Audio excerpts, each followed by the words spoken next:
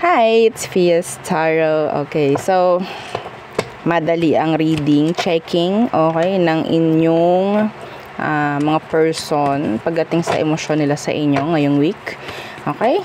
So again, before tayo mag-start, kung hindi ka pa nakakapag-subscribe, please do subscribe and hit the notification bell para lagi po tayo maging updated sa mga nangyayari pa lang. Yes. And again po kung meron pong mga tanong pagdating sa private reading and sa ating mga charms, okay, so available lang ating mga evil eye protection. Meron tayong for love and money and granter, okay, para mag-grant yung inyong mga minamanifest, and si cord cut. Ito si cord cut. So siya yung nagsisilbing blockage, okay, sa mga magbibigay ng alat or ng MALAS sa'yo, no?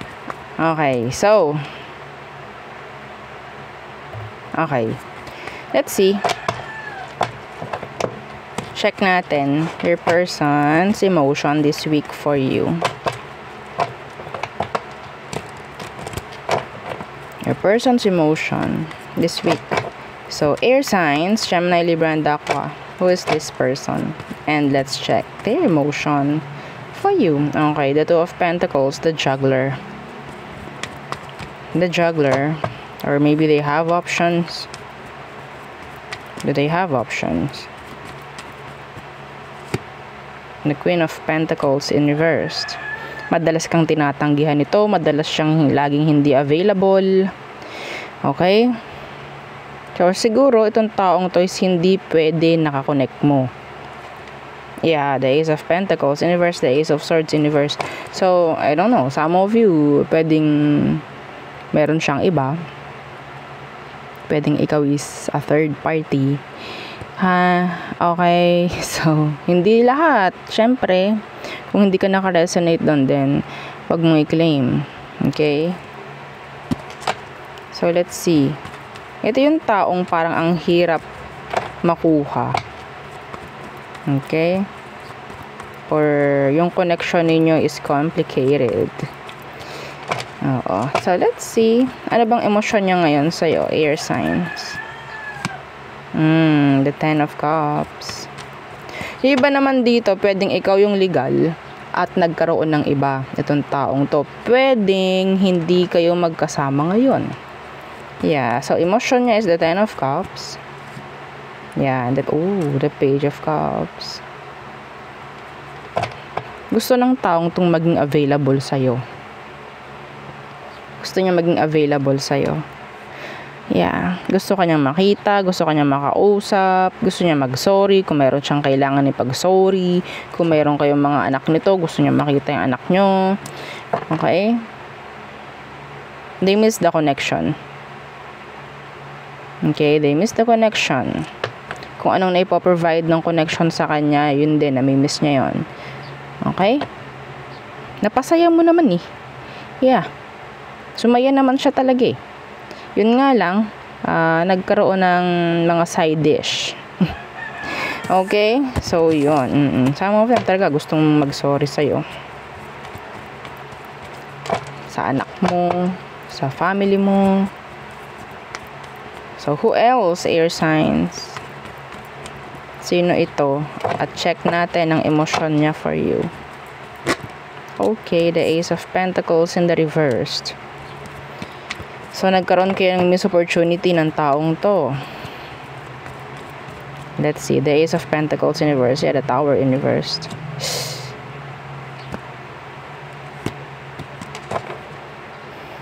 Hindi ka niya maiwasan. Hindi ka niya maiwan. Okay?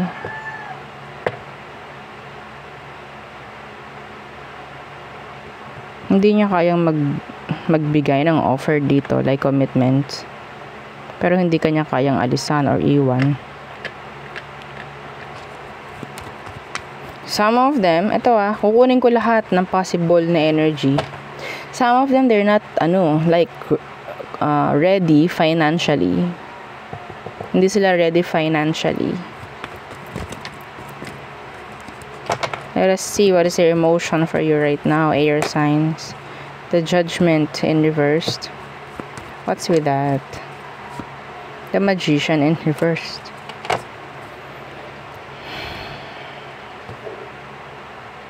Ayaw nila to. Yeah, the Emperor. Ayaw nila to, itong nangyayari ngayon. Sa kung anong see, the Ten of Pentacles. Some of them talagang may issue sa pamemera or sa commitments or talagang hindi lang talaga kayang mag-commit ngayon. Okay? Ayaw nila nang nangyayari sa ngayon. Ayaw nila to. Ayaw nila ito. So, andun na yung cursing eh. Hindi ko alam. Pero hindi ko yung kina-curse niya. Okay. Nandun na yung galit. Bakit ganito? Bakit ganyan? Yeah, the Five of Wands in reverse. Yeah, the Seven of Wands. Andun yung galit ng tao pagdating sa sitwasyon. Okay. Bakit ganito? Hindi ko makuha. Bakit ganyan? Hindi mangyari-yari. Yung mga ginugusto ko dito sa connection na to. May paninisi ako naririnig sa kanya, air signs. Okay? See? The Three of Swords. They're in pain. They're sad. So, yeah. For me kasi, parang ang dami-daming stress ng taong to ngayon. Ang dami niyang, sabihin natin, challenges na kinakaharap ngayon. Okay, parang walang nangyayaring maganda. Parang na-check natin yung energy niya, hindi yung emosyon. Pero the emotion is, yun nga, they're sad kasi hindi nga mangyari yung gusto. Anyway, so there. Next, fire signs. Okay, fire signs, Aries, Leo, Sagittarius. Let's check your person's energy. Your person's emotion this week for you. Fire signs. Your person's emotion this week for you. What's this? The Three of Cups in reverse. Pwedeng wala kayong label. Okay. The Three of Cups in reverse. Temperance. Na friend zone mo to. Some of you, ikaw yung ng friend zone. Specific po yun ha. Na friend zone mo itong taong to. Or nung nakikipagbalikan, hindi mo na nga pinabalik. So what is their emotion right now? The Knight of Wands. They still like you. They want to pursue you. The Knight of Wands. The King of Swords in reversed. May pagdadalawang isip na dito. Gusto kanila, pero nandun na yung parang takot na ma-reject muli. Yeah, hindi na sila ganun ka-confident enough. Okay, nandyan yung pag-iisip nila. Pero they still like you. Yeah. Pero parang pakiramdam niya, baka kapag tinuloy ko to, ma-reject na naman ako. But yeah, they really like you. Andun yung interest, andun yung attraction. Okay, pero takot siya na ipagpatuloy pa if ever. So may chance na kung ano man, hindi na niya maitutuloy or may pagdadalawang isip na pagdating dun sa person. So who else? Who else? Let's check their emotion for you this week. The Devil. Could be a Capricorn. What's with that Devil? The Lovers in reversed. Some of you, okay, pwedeng sex-based yung connection nyo. Iba sa inyo, wala kayong label talaga. Okay, parang gumagana lang yung inyong connection sa pamamagitan ng sex. Okay? Yeah, there's no commitments at all. Parang magka-connect kayo pero no commitments involved. No attachments. Pero the sex is present. Okay? Some of you, this could be your toxic ex. Okay? So, ano ba ang emosyon nila ngayong week for you? The Judgment in reversed. And the Page of Cups. So, walang growth dito. Okay? Walang growth. Yeah, the Two of Pentacles. So, kung ano man ang mga kailangan gawin sa situation ninyo, wala akong nakikitang stepping up. Pag-step up, yeah. See? The King of Pentacles and the Two of Swords. This is decision, pero hindi sila para gumawa ng decision. We have here the Three of Swords. Okay, 2 and 3 of swords is, 5 of swords. That is conflict. Okay? Your person, sabihin natin they're in their head. Okay, alam nila kasi na dapat step up to or i-improve yung connection na meron. Pero parang hindi they're too practical, some of them. They're too practical. Parang, we don't need any kind of label here. Basta kami magkasama, okay lang. Parang ganon. Pero if this is your past person, they're held back. They're holding back sa pakikipag-ayos. Okay, they're holding back, clearing the air with you. Okay? So, there. So, next. Water signs. Cancer, Scorpio, and Pisces. So, let's see your person's emotion this week for you. Again, don't forget to like, share, and subscribe. Thank you. Okay. So, water signs. Who is this person?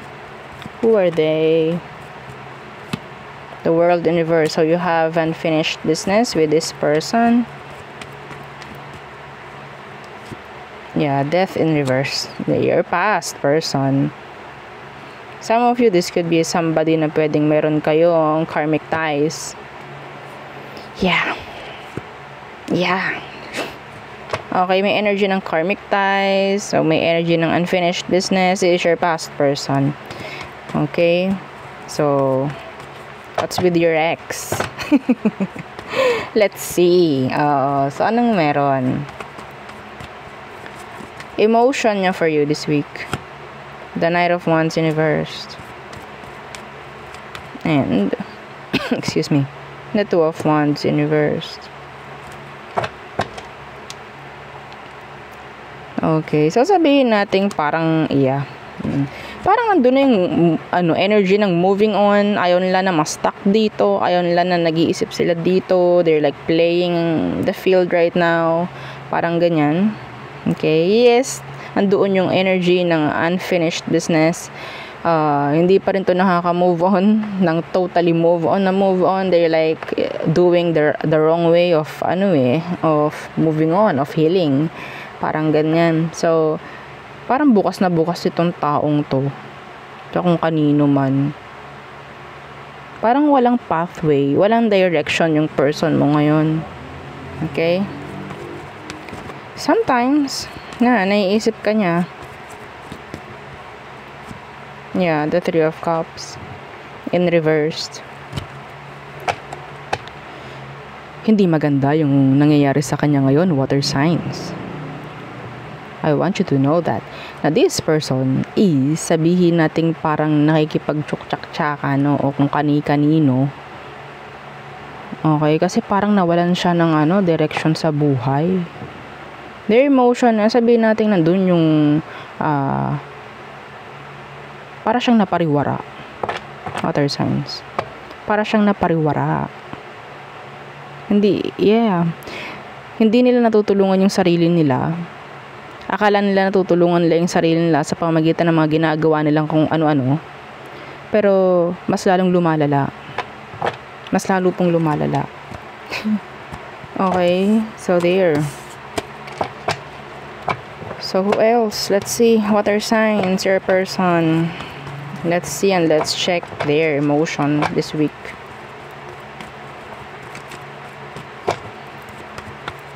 Who is this? The Six of Wands. Goal-oriented. Ayun ang narinig ko sa kanya. Goal-oriented. Maraming plano itong taong to. Yeah, the Wheel of Fortune.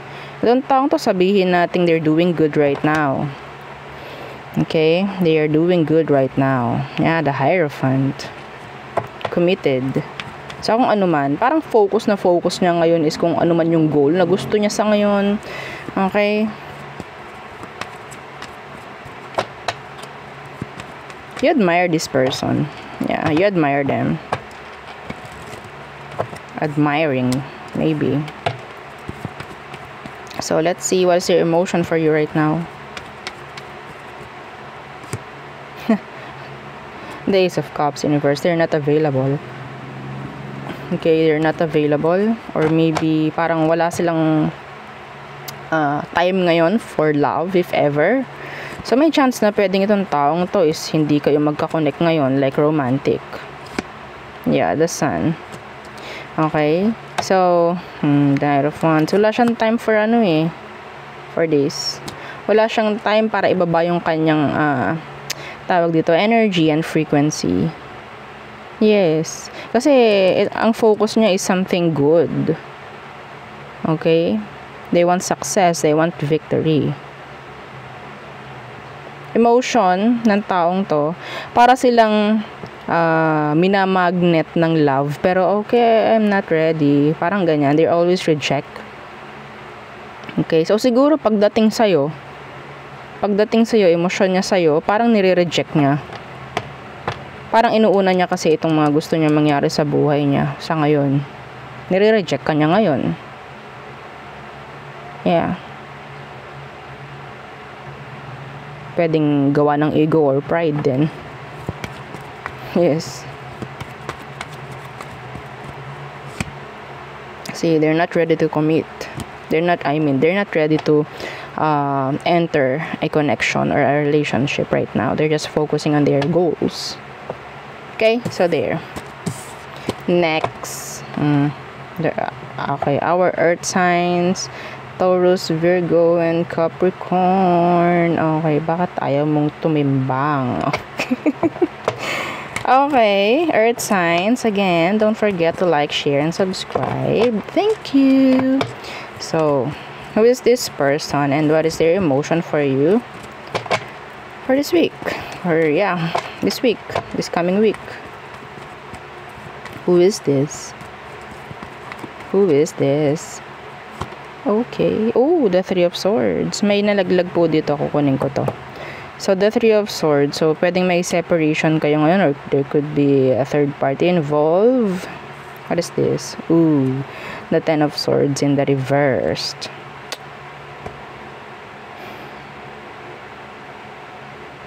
Non-ending ang naririnig kong on-off sa inyo. Could be an air sign, Gemini, Libra, and Aqua. Okay. This is a past person. Ilang beses ka nang nasaktan ng taong to? Pwedeng ilang beses ka nang nasaktan ng taong ito, paulit-ulit. So, ano bang meron? So, pwedeng magkahiwalay kayo ngayon. Meron tayong Three of Swords dito. Some of them talagang sinungaling, no? Talagang nagtago, no? Kung ano man. What is their emotion right now for you? Yeah. They're thinking of you. They're crying over this. Okay. The Nine of Swords. They're stressed. Why? Why the Nine of Swords? The Emperor in reverse. There's a lot of regrets, no? Yeah. Sadness. Bakit hindi ko ginawa everything? Bakit hindi ko in-offer yung mga dapat kong in-offer before? Bakit kaya? See, the Four of Cups. This is, panghihinayang. So, nangihinayang yung person mo, earth sign. Okay? Nangihinayang sila. You're the one that got away. Yeah, Justice in reversed. You're the one that got away. So, malungkot, malumbay, ang laki ng panghihinayang ng tao sa'yo. Nag-iisip na nag-iisip. Andun naman lagi yung nasa huli ang pagsisisi. So, kung ano naman ang ginawa niya sa'yo, sinisisi niya yung sarili niya. Ngayon. Okay? So, nangungulila yung tao. So, who else? Earth signs. Okay, who else? Who is this?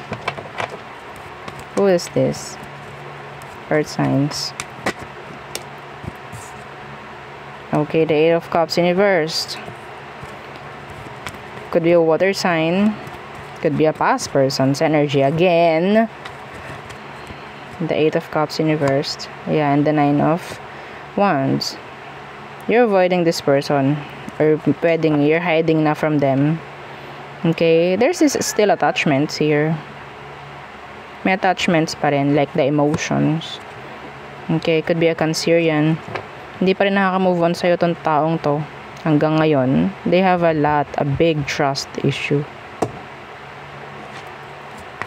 Or maybe you can't trust this person anymore. You can't. They're a big liar, I think. So, let's see. What is their emotion right now for you? The Hermit in reverse. Hindi ka na nila makita. Okay? Parang feeling nila tuluyan ka nang nawala sa kanya.